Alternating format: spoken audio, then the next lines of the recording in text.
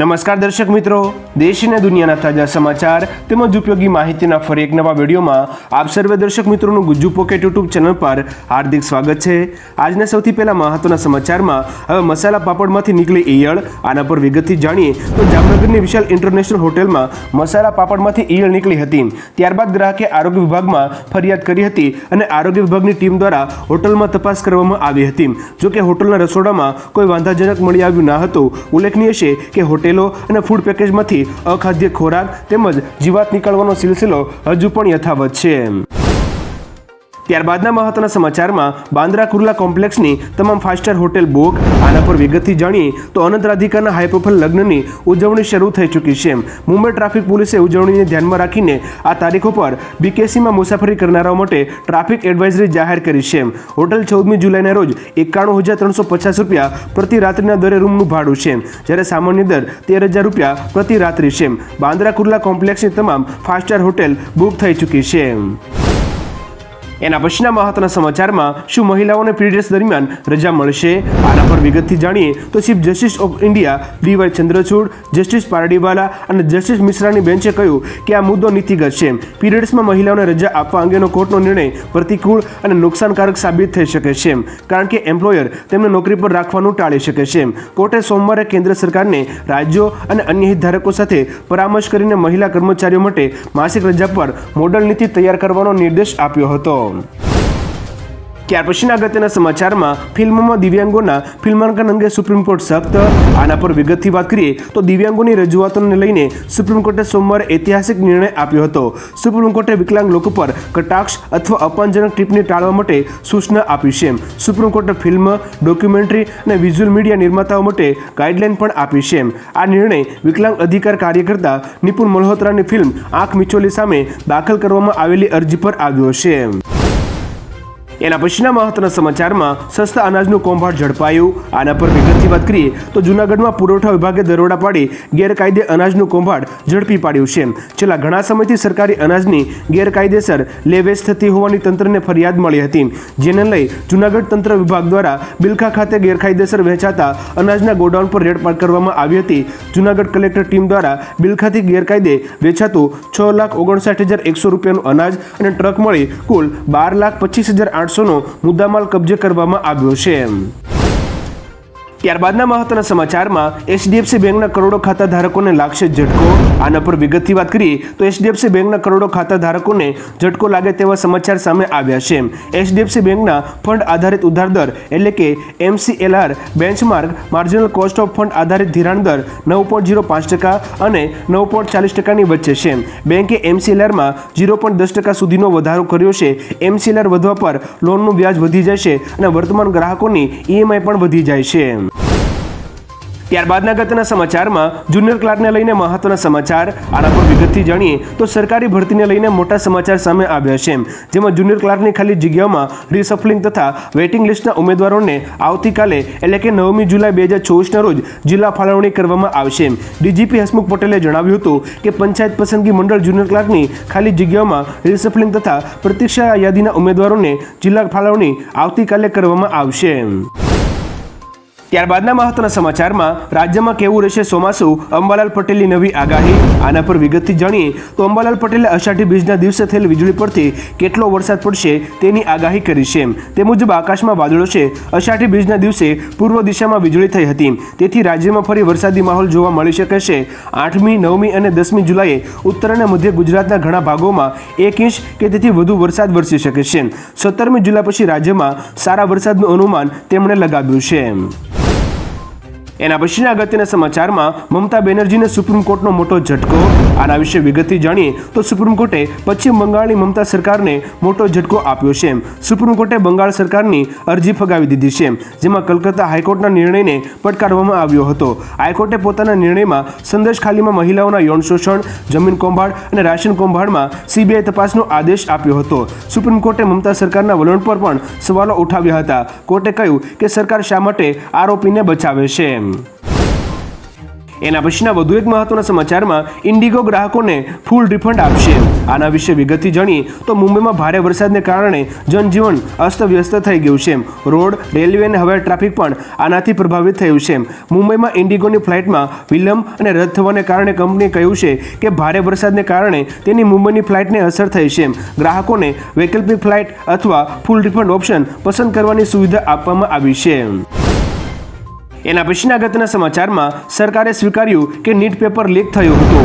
આના વિશે વિગતથી વાત કરીએ તો સોલિસિટર જનરલની દલીલ બાદ એ વાત સામે આવી છે કે પહેલીવાર સરકારે કોર્ટમાં કબૂલ્યું છે કે નીટ પેપર લીક થયું છે. સરકારે કહ્યું કે આવી ફરિયાદ માત્ર પટનામાં જ મળી હતી, જેમાં આરોપીની ધરપકડ કરવામાં આવી છે. વિદ્યાર્થીઓના વકીલે કહ્યું કે આવા તથ્યો પ્રકાશમાં આવ્યા છે, જ્યાં તે સ્પષ્ટ છે કે પેપર વોટ્સએપ અને ટેલિગ્રામ ચેનલો પર લીક થયું હતું. અમારી પાસે આના પુરાવા છે. એના પછીના વધુ એક મહત્વના સમાચારમાં કચ્છમાં 3 મહિનામાં 11,83,391 પશુઓનું રસીકરણ કરાયું. આના વિશે વિગતથી વાત કરીએ તો કચ્છમાં હાલ વિવિધ પ્રકારના સંવર્ગના 22 લાખ જેટલા પશુઓ છે, જે પૈકી છેલ્લા 3 મહિના દરમિયાન national animal disease control programme હેઠળ કુલ 11,83,391 પશુઓનું રસીકરણ કરવામાં આવ્યું છે, જ્યારે 10 લાખથી વધુ પશુઓનું ઇયર ટેગિંગ કરીને તેમને ઓળખ આપવામાં આવી હતી. મહત્વનું છે કે છેલ્લા 3 માસ દરમિયાન કચ્છના પશુઓમાં એવો કોઈ ગંભીર રોગચાળો સામે આવ્યો નથી. એના પછીના અગત્યના સમાચારમાં આ મંત્રીને મુખ્યમંત્રી બનાવવાની માંગ. આના પર વિગતથી વાત કરીએ તો ગુજરાત ઠાકોર અને કોળી વિકાસ નિગમના પૂર્વ અધ્યક્ષ ભૂપત ડાભીએ કોળી સમાજના આગેવાન અને રાજ્યના કેબિનેટ મંત્રી કુંવરજીભાઈ બાવળિયાને મુખ્યમંત્રી બનાવવા માટે વડાપ્રધાન મોદીને પત્ર લખ્યો છે. પત્રમાં લખ્યું કે ગત લોકસભા ચૂંટણીમાં સૌરાષ્ટ્ર કોળી સમાજ, ઉત્તર ગુજરાતનો ઠાકોર સમાજ, દક્ષિણ ગુજરાતમાં કોળી સમાજ પટેલ સંપૂર્ણ સાથે રહ્યો છે. હવે ગુજરાતના કોળી સમાજની માંગણી છે કે કુંવરજી બાવળિયાને મુખ્યમંત્રી બનાવવામાં આવે. ત્યાર પછીના અગત્યના સમાચારમાં ક્રિપ્ટોકરન્સી રોકાણકારો જોખમમાં. આના પર વિગતથી વાત કરીએ તો ક્રિપ્ટોકરન્સીની દુનિયામાં હેકિંગ અને ચોરીની કિસ્સાઓ વધી રહ્યા છે. TRM લેબ્સના જણાવ્યા અનુસાર હેકર્સે આ વર્ષે જૂન મહિના સુધીમાં $1.38 બિલિયન વધુ મૂલ્યની ક્રિપ્ટોકરન્સીની ચોરી કરી છે.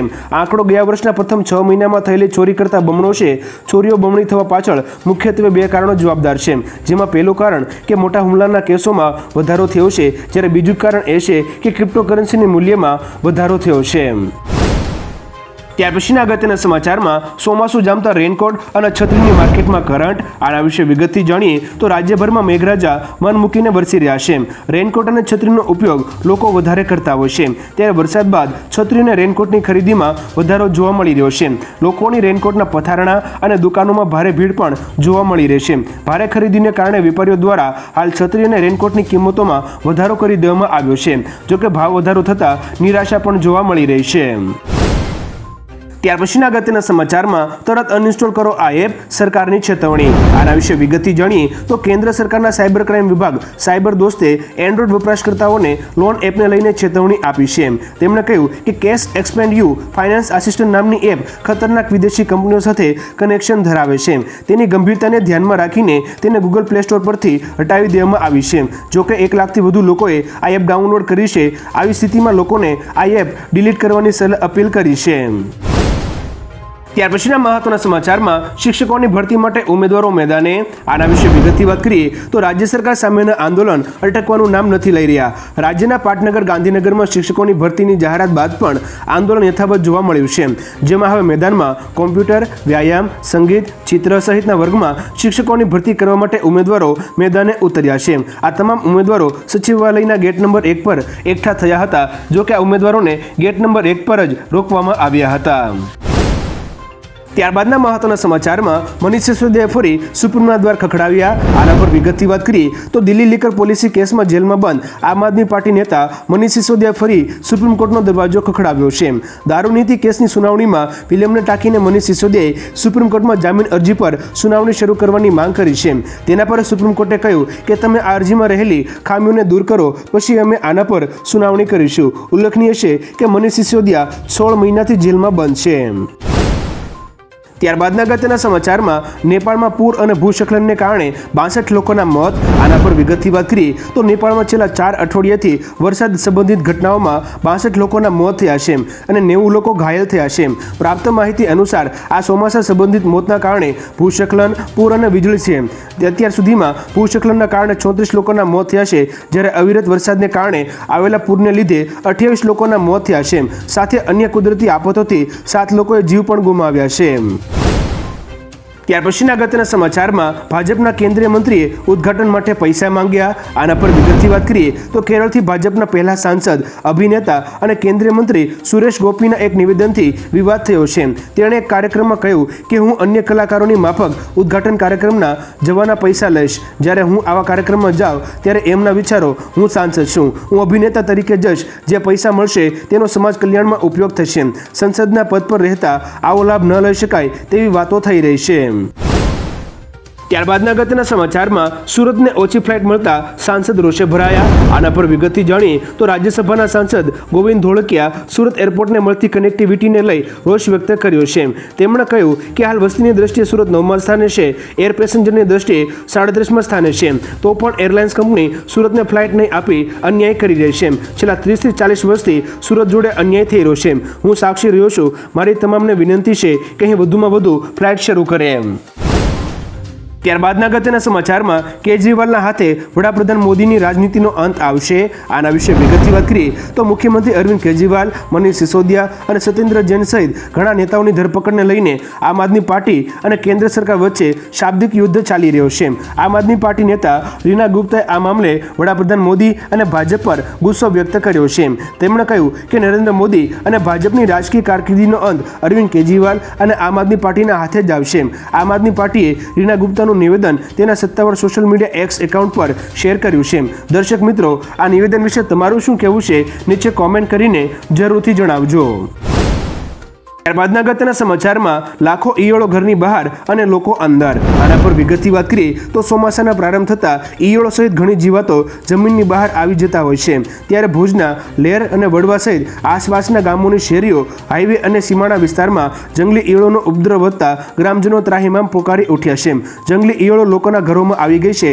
જંતુનાશક દવાઓના છંટકાવ કરવા છતાં પણ ઈયળો મરતી નથી. ઈયળોના કારણે લોકોને ચામડીને લગતા રોગોમાં પણ વધારો જોવા મળી રહ્યો છે.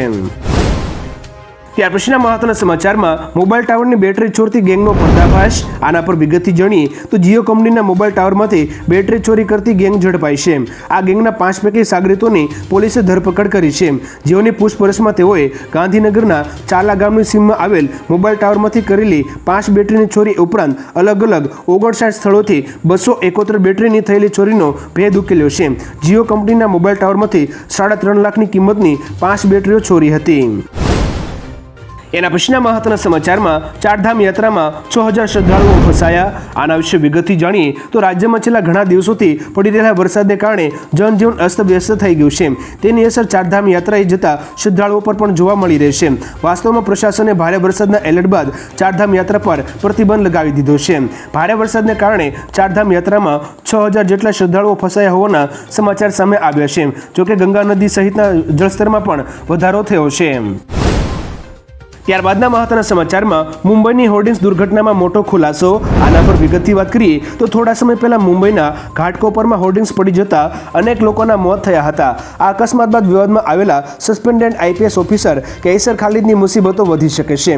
મુંબઈના અંધેરી વિસ્તારમાં રહેતા એક વ્યક્તિએ કેસર ખાલિદ વિરુદ્ધ ડીજીપી રશ્મિ શુક્લાને ફરિયાદ કરી હતી.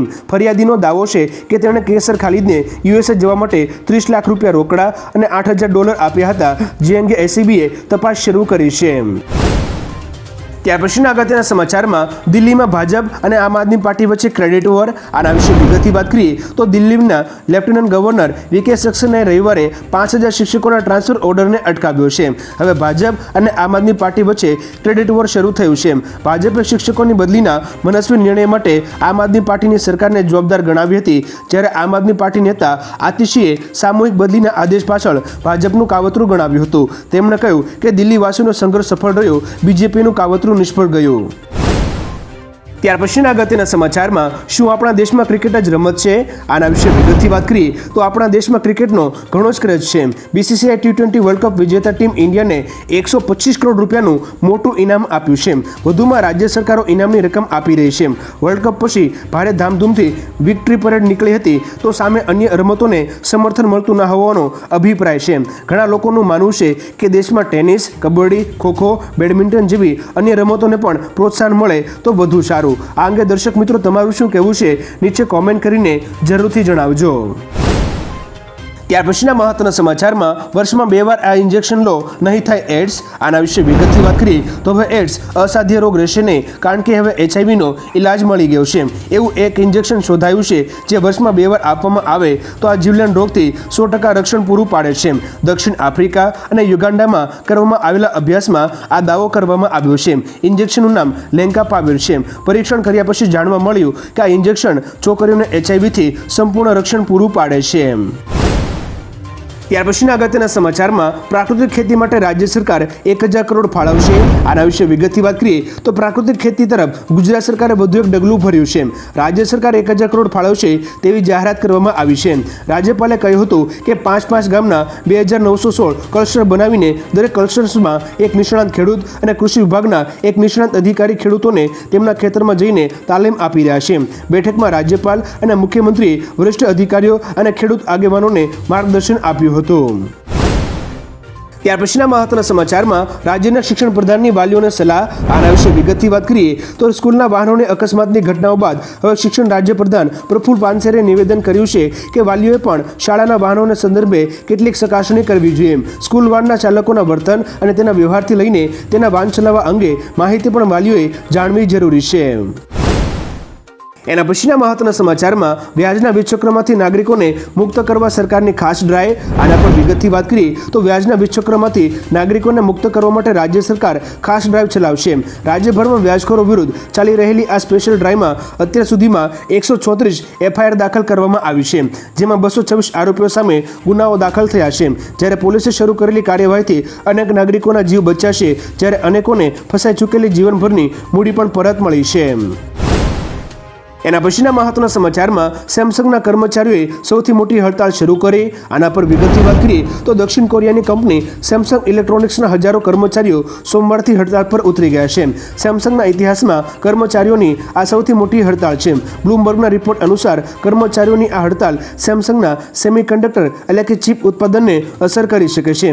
સેમસંગના કર્મચારીઓ પગાર અને રજાને લઈને અસંતુષ્ટ છે.